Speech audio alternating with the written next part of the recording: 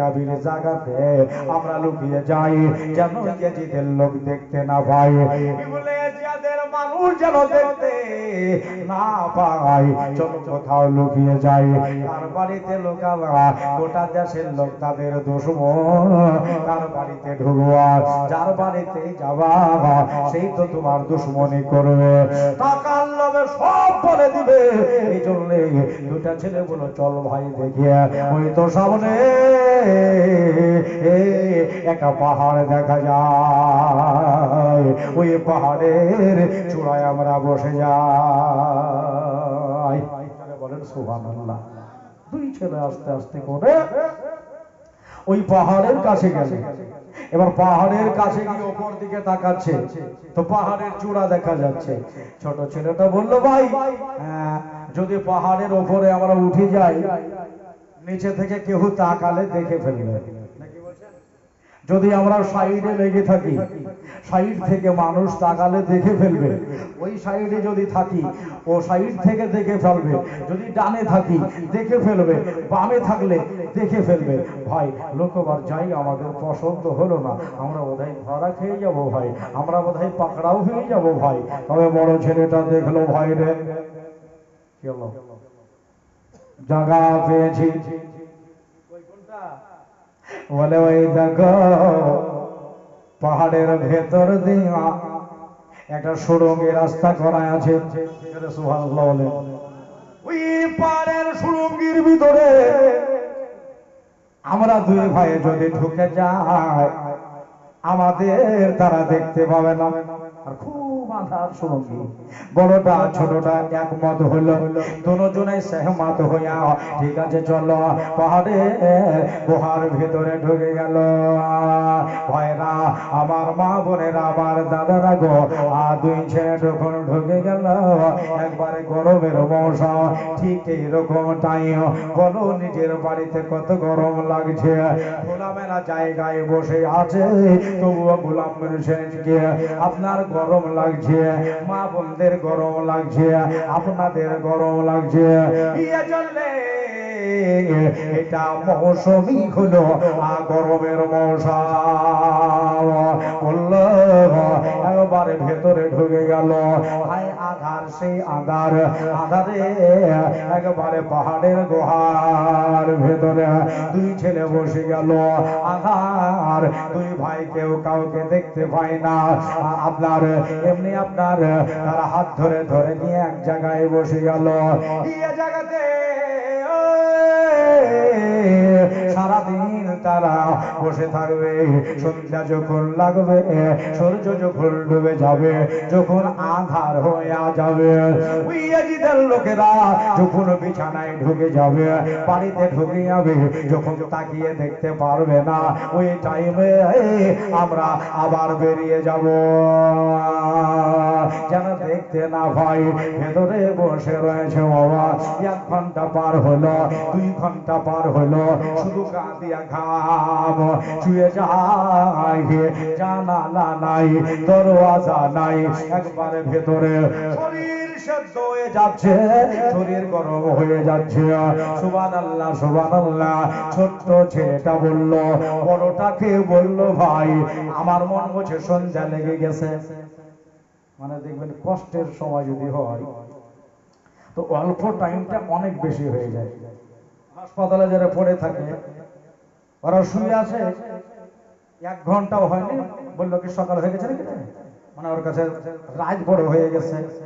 বললে আমার ভাই রাত বড় হয় না, ছোটও হয় না, যেটা টাইম সেটাই নাকি বলছেন। শুধু ওয়েদার চেঞ্জে 12 ঘন্টা, 14 ঘন্টা, 13 ঘন্টা, কোন মৌসুমে রাত বড় হয়ে যায়, কোন মৌসুমে দিন বড় হয়। এটা মৌসুমে চেঞ্জে। আমার ভাইরা বললাম, ছোট ছেলেটা বলল, কি বললো? বলে ভাই তুমি এই জায়গায় বসে থাকো, আমার তো মনে হচ্ছে সূর্য ডুবে গেছে। ভাই রে কতক্ষণ বসে থাকবো, মোচে মোচে মোচে পেরেশান হয়ে যাচ্ছে। চলো আমি শুধু যাব ওই পাহাড়ের মুখের কাছে যাব।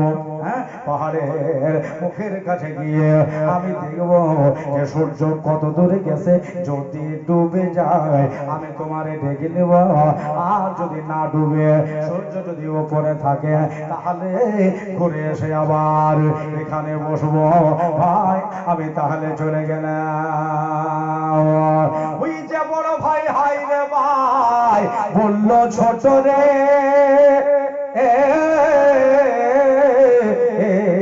একটা কথা শোন। বলে কি হলো ভাই? শোন, সূর্য দেখতে যাবি, বাইরে যখন যাবি যদি কেউ তোকে দেখে ফেলে, যদি কেউ ধরে ফেলে, খবরদার যেন একাই যাবি না, আমাকেও ডেকে নে। কোন জায়গায় তোরে নিয়ে গিয়ে কাটবে রে? আমরা তো সব জায়গায় জোড়া হয়ে আছি রে। ইয়ে চললে এই একাই যেন খবরদার যাবি না।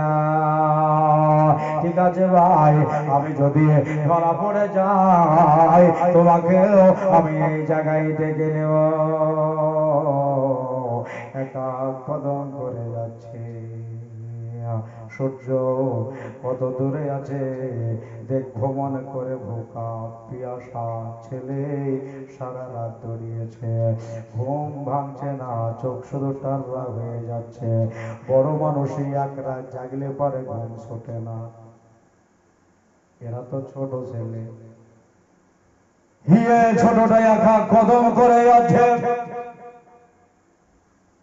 বড় ভাই ভেবে দেখলো ইয়েকে যদি কেউ ধরে ফেলে টানতে টানতে নিয়ে চলে যায় জোড়া ভেঙে যাবে। তা না করে বসে না থেকে আমিও তার পেছন পেছনে যাই। কেন না বাপ নাই মা নাই, ধরার ছেলেকে কেউ নাই। ছোট আগে আগে চলে, বড়টা পিছে পিছে চলে। একবার পাহাড়ের গুহার মুখে গেছে, এবার সূর্য দেখবো কত দূরে আছে। এই নিয়াত করে মুখটাকে বাহির করে উপরের দিকে আকাশ পানে দেখতে থাকা। হায় হায় হায়। তবে একটা জিনিস মনে রাখবেন, এ 4 আঙ্গুল কপালে যেটা লেখা আছে এটা যে কোনোদিন রদ হবে না। যেমনি মুখটাকে বার করা কোথায় ছিল ইবনে জিয়াদের লোক, একবারে গাপ করে চুল ধরে ফেলেছে। চুল ধরে বাহির দিকে টান মেরে দিয়েছে। যেমনি বার দিকে টান মেরে দেওয়া বড় ভাই পিছন থেকে হাত ধরে ফেলেছে, ভেতরে ভাই টানে আর এজিদের লোক চুল ধরে বাইরে টানে। ছোট ভাই বলল নিজের আপন ভাইকে, ভাই রে আমার হাত ছেড়ে দাও, হাত ছেড়ে দাও, আমার মাথার চুল ধরে টানছে, আমার মাথার চামড়া 4 আঙ্গুল হয়ে উঠে যাচ্ছে। ভাই গো ভাই, আমার মাথায় বড় কষ্ট হচ্ছে।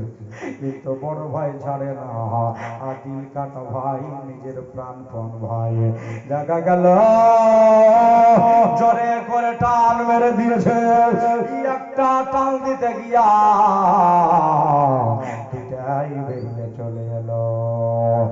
একটা নেই, 2 ভাই বেরিয়ে চলে আসলো। একবারে সকালবেলা ভোর বিহান্তে 2 ছেলেকে জিজ্ঞাসা করলো, বাবা তোরা কারা, কে তোমরা, এই সকালবেলা পাহাড়ের গুহার ভিতরে তোমরা ভরা? বললো চাচা বলবো, পরিচয় দিব, তবে একটা কথা বলি, মিথ্যা কথা বলা জানি না। যদি বলেন সুবহানাল্লাহ। চাচাজি মিথ্যা কথা বলা জানি না। কোথায় বাড়ি শুনবেন? বাড়ি হলো মদিনা। বহু দূরের ছেলে আমরা, এই দেশের মানুষের ডাকা মেহমান। চাচা গো আমরা হলাম ইমাম মুসলিমের 2 বেটা, আমার নাম মোহাম্মদ, ছোট ভাইয়ের নাম ইব্রাহিম। চাচা গো বাচ্চাকালে মা আমাদেরকে রেখে দিয়ে চলে গেছে, মদিনায় মার খবর আছে, বিদেশের মানুষ আমার বাপকে কেটে ফেলেছে, মা আমরা শহীদ ইমাম মুসলিমের বেটা, এত করে লরম লরম করে বলছে, কিন্তু ইবনে জিয়াদের লোকের দিলে দয়া হলো না, বলল আসামি ধরা পড়ে গেছে। একবারে কষাইয়ের মতো করে চেপে ধরলো। দুই ছেলে বলল, চাচা গো তোমাদের দেশে আর থাকবো না গো চাচা, ছেড়ে দাও, মদিনায় চলে যাও। চাচা গো এই দেশে কেউ কোলে নেওয়ার নাই, সারাদিন শুকিয়ে থাকলে একটা বিস্কুট দেওয়ার মতো লোক নাই, এক ঢোক পানি দেওয়ার মতো লোক নাই। চাচা গো আমরা মদিনায় চলে যাও, ছেড়ে দাও ছেড়ে দাও ছেড়ে দাও। বলে আর যাও